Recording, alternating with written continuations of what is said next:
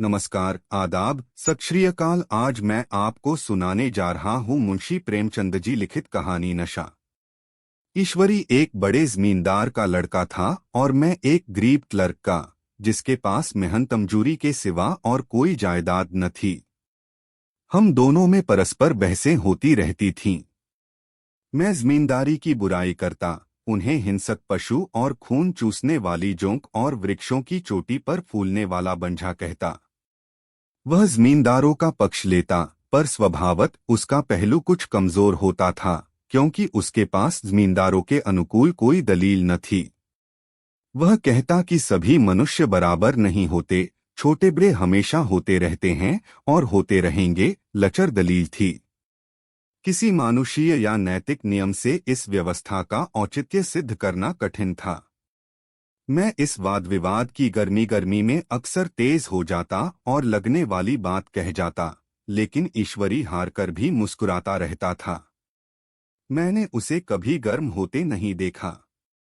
शायद इसका कारण यह था कि वह अपने पक्ष की कमजोरी समझता था। नौकरों से वह सीधे मुंह बात नहीं करता था। अमीरों में जो एक बेदर्दी और उद्दंडता होती है, इसमें उसे भी प्रचुर भाग मिला था। नौकर ने बिस्तर लगाने में जरा भी देर की, दूध जरूरत से ज्यादा गर्म या ठंडा हुआ, साइकिल अच्छी तरह साफ नहीं हुई, तो वह आपे से बाहर हो जाता।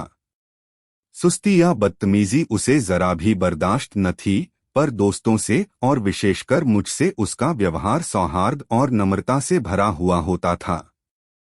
शायद उसकी जगह मैं होता तो मुझ में भी वही कठोरताएं पैदा हो जाती जो उसमें थीं, क्योंकि मेरा लोकप्रेम सिद्धांतों पर नहीं, निजी दशाओं पर टिका हुआ था। लेकिन वह मेरी जगह होकर भी शायद अमीर ही रहता, क्योंकि वह प्रकृति से ही विलासी और ऐश्वर्यप्रिय था। अब की दशहरे की छुट्टियों में मैंने निश्चय किया कि घर न जाऊंगा। मेरे पास किराए के लिए रुपए न थे और न घर वालों को तकलीफ देना चाहता था। मैं जानता हूँ वे मुझे जो कुछ देते हैं वह उनकी हैसियत से बहुत ज्यादा है। उसके साथ ही परीक्षा का ख्याल था। अभी बहुत कुछ पढ़ना है। बोर्डिंग हाउस में भूत की तरह अकेले पड़े रहने को भी जी न चाहता था। इसलिए जब ईश्वरी ने मुझे अपने घर का नेवता दिया तो मैं बिना आग्रह के राजी हो गया। ईश्वरी के साथ परीक्षा की तैयारी खूब हो जाएगी। वह अमीर होकर भी मेहनती और ज़हीन है। उसने इसके साथ ही कहा, लेकिन भाई एक बात का ख्याल रखना। वहां अगर जमींदारों की निंदा की तो मामला बिगड़ जाएगा और मेरे घर वालों को बुरा लगेगा। वह लोग तो असामियों पर इसी दावे से शासन करते हैं कि ईश्वर ने असामियों को उनकी सेवा के लिए ही पैदा किया है। असामी भी यही समझता है। अगर उसे सुझा दिया जाए कि जमींदार और असामी में कोई मौलिक भेद नहीं है तो जमींदारी का कहीं पता न लगे। मैंने कहा, तो क्या तुम समझते हो कि मैं वहां जाकर कुछ और हो जाऊंगा? हाँ, मैं तो यही समझता हूँ। तुम गलत समझते हो। ईश्वरी ने इसका कोई जवाब न दिया।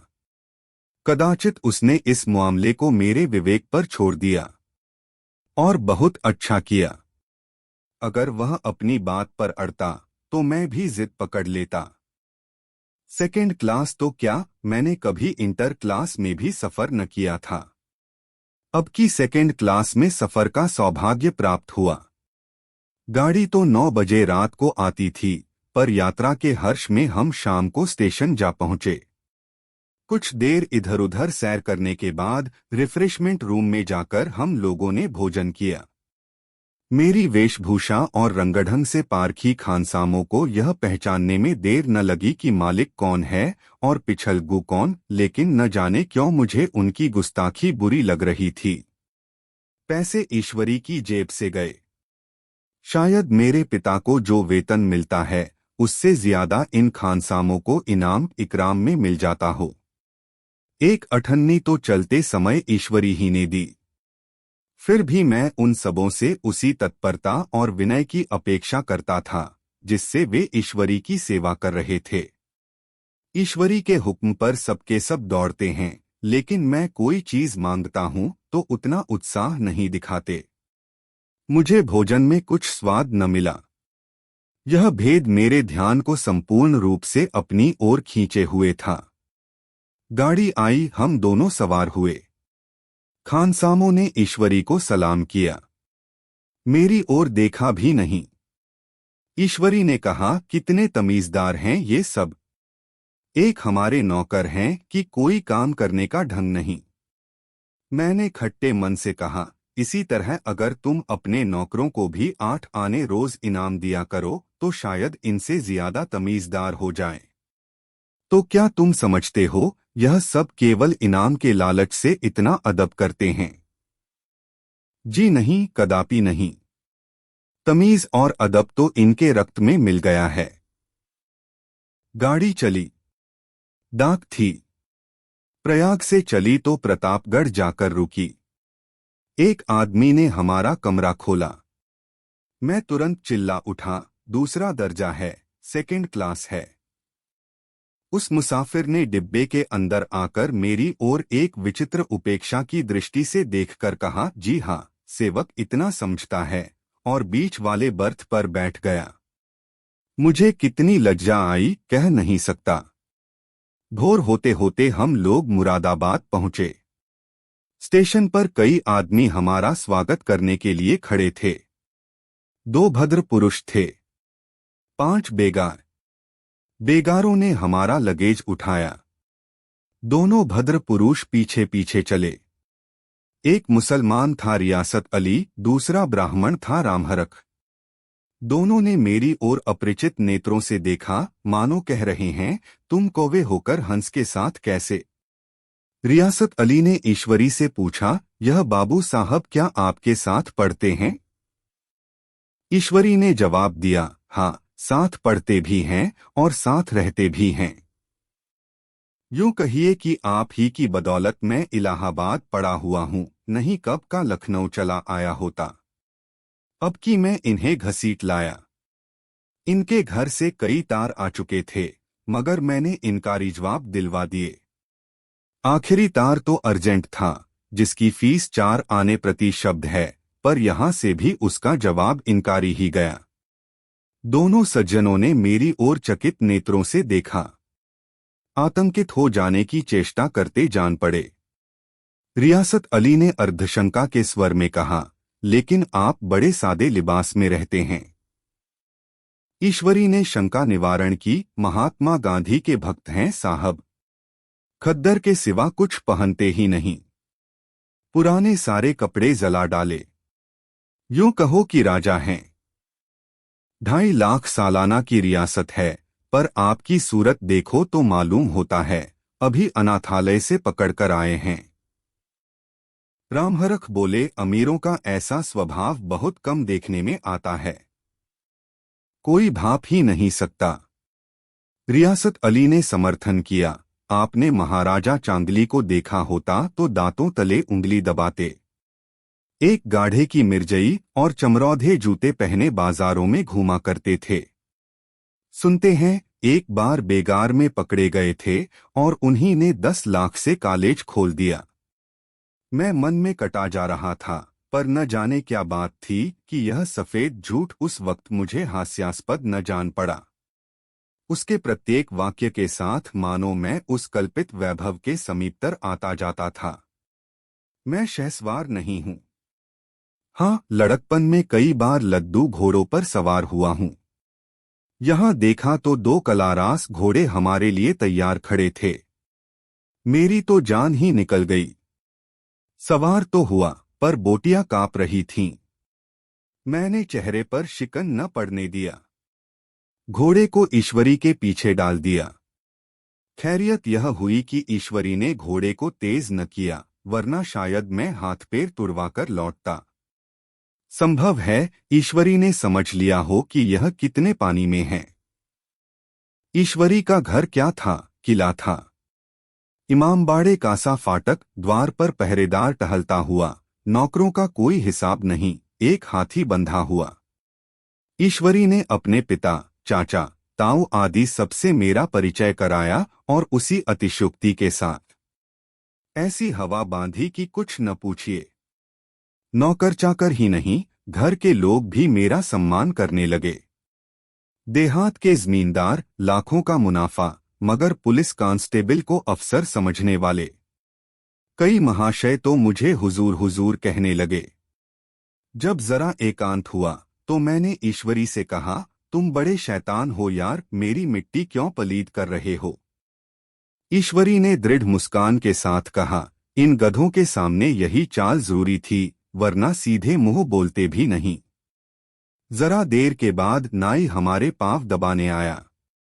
कुंवर लोग स्टेशन से आए हैं, थक गए होंगे। ईश्वरी ने मेरी ओर इशारा करके कहा, पहले कुंवर साहब के पांव दबा। मैं चारपाई पर लेटा हुआ था। मेरे जीवन में ऐसा शायद ही कभी हुआ हो कि किसी ने मेरे पांव दबाए हों।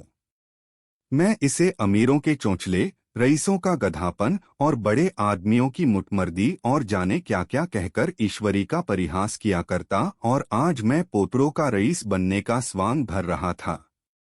इतने में 10 बज गए। पुरानी सभ्यता के लोग थे। नई रोशनी अभी केवल पहाड़ की चोटी तक पहुंच पाई थी। अंदर से भोजन का बुलावा आया। हम स्नान करने चले। मैं हमेशा अपनी धोती खुद छांट लिया करता हूं, मगर यहां मैंने ईश्वरी की ही भांति अपनी धोती भी छोड़ दी। अपने हाथों अपनी धोती छांटते शर्म आ रही थी। अंदर भोजन करने चले। हॉस्टल में जूते पहले मेज पर जा डटते थे। यहां पांव धोना आवश्यक था।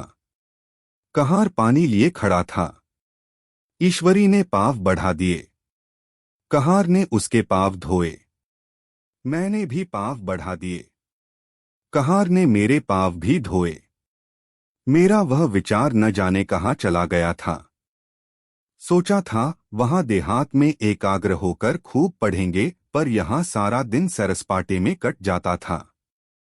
कहीं नदी में बजरे पर सैर कर रहे हैं, कहीं मछलियों या चिड़ियों का शिकार खेल रहे हैं, कहीं पहलवानों की कुश्ती देख रहे हैं, कहीं शतरंज पर जमे हैं। ईश्वरी खूब अंडे मंगवाता और कमरे में स्टोव पर आमलेट बनते। नौकरों का एक जत्था हमेशा घेरे रहता। अपने हाथ पांव हिलाने की कोई जरूरत नहीं, केवल जबान हिला देना काफी है। नहाने बैठो तो आदमी नहलाने को हाजिर, लेटो तो आदमी पंखा झलने को खड़े।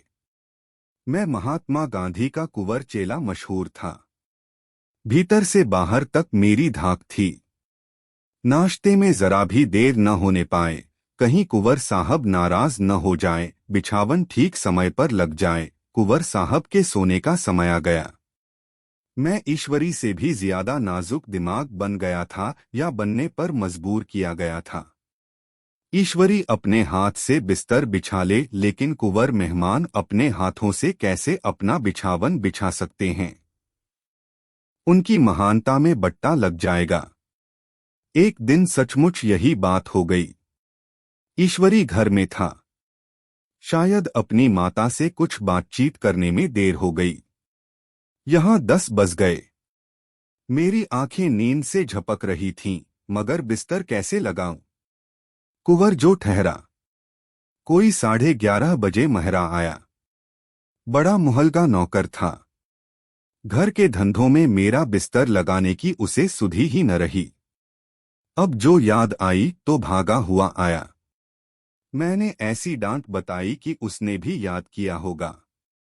ईश्वरी मेरी डांट सुनकर बाहर निकल आया और बोला, तुमने बहुत अच्छा किया। यह सब हरामखोर इसी व्यवहार के योग्य हैं। इसी तरह ईश्वरी एक दिन एक जगह दावत में गया हुआ था। शाम हो गई, मगर लैंप मेज पर रखा हुआ था।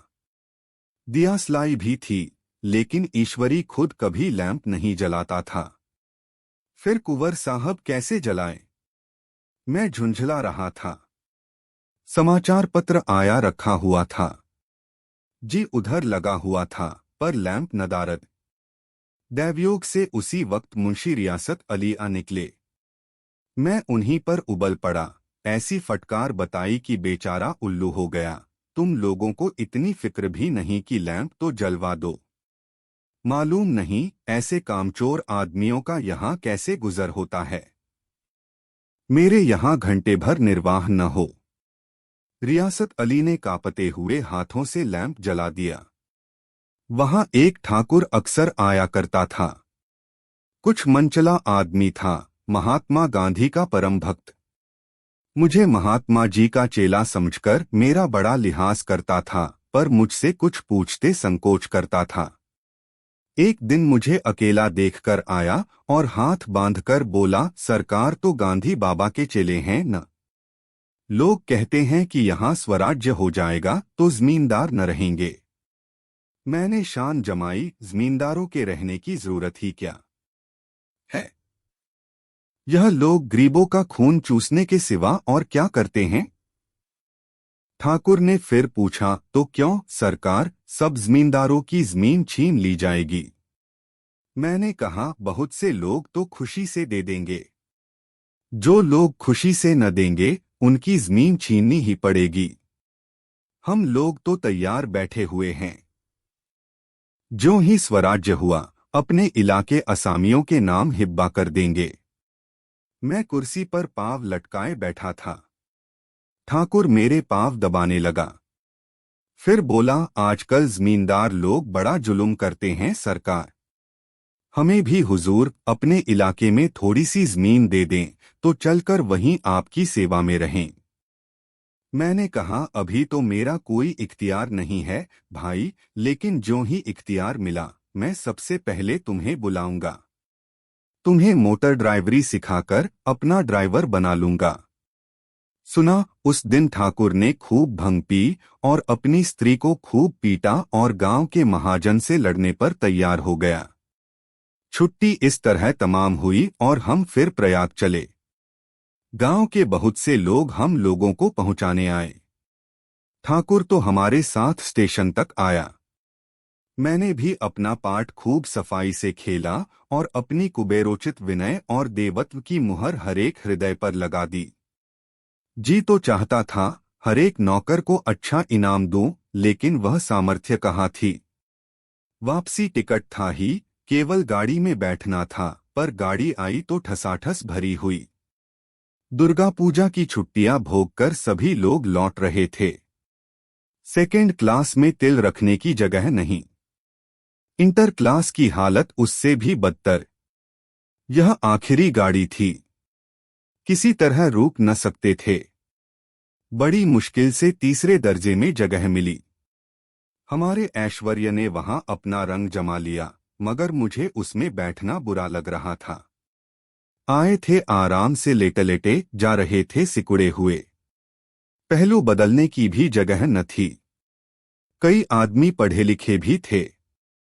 वे आपस में अंग्रेजी राज्य की तारीफ करते जा रहे थे। एक महाशय बोले, ऐसा न्याय तो किसी राज्य में नहीं देखा। छोटे बड़े सब बराबर। राजा भी किसी पर अन्याय करे तो अदालत उसकी गर्दन दबा देती है। दूसरे सज्जन ने समर्थन किया, अरे साहब, आप खुद बादशाह पर दावा कर सकते हैं। अदालत में बादशाह पर डिग्री हो जाती है। एक आदमी जिसकी पीठ पर बड़ा गट्ठर बंधा था, कलकत्ते जा रहा था। कहीं गठरी रखने की जगह न मिलती थी। पीठ पर बांधे हुए था। इससे बेचैन होकर बार बार द्वार पर खड़ा हो जाता। मैं द्वार के पास ही बैठा हुआ था। उसका बार बार आकर मेरे मुंह को अपनी गठरी से रगड़ना मुझे बहुत बुरा लग रहा था। एक तो हवा यूं ही कम थी, दूसरे उस गवार का आकर मेरे मुंह पर खड़ा हो जाना मानो मेरा गला दबाना था। मैं कुछ देर तक जब्त किए बैठा रहा। एकाएक मुझे क्रोध आ गया। मैंने उसे पकड़कर पीछे ठेल दिया और 2 तमाचे जोर जोर से लगाए। उसने आंखें निकालकर कहा, क्यों मारते हो बाबूजी, हमने भी किराया दिया है। मैंने उठकर 2-3 तमाचे और जड़ दिए। गाड़ी में तूफान आ गया। चारों ओर से मुझ पर बौछार पड़ने लगी। अगर इतने नाजुक मिजाज हो तो अव्वल दर्जे में क्यों नहीं बैठे। कोई बड़ा आदमी होगा तो अपने घर का होगा। मुझे इस तरह मारते तो दिखा देता। क्या कसूर किया था बेचारे ने। गाड़ी में सांस लेने की जगह नहीं, खिड़की पर जरा सांस लेने खड़ा हो गया तो उस पर इतना क्रोध। अमीर होकर क्या आदमी अपनी इंसानियत बिल्कुल खो देता है? यह भी अंग्रेजी राज है जिसका आप बखान कर रहे थे। एक ग्रामीण बोला, दफ्तरन मां घुसन तो पावत नहीं, उस पर इत्ता मिजाज। ईश्वरी ने अंग्रेजी में कहा, what an idiot you are Bir. Bir, तुम कितने मूर्ख हो। और मेरा नशा अब कुछ कुछ उतरता हुआ मालूम होता था। यदि आपको कहानी पसंद आई हो तो कमेंट जरूर कीजिए और चैनल को सब्सक्राइब करना ना भूलिए। और भी इसी तरह की कहानियां सुनने के लिए घंटे का बटन दबाइए।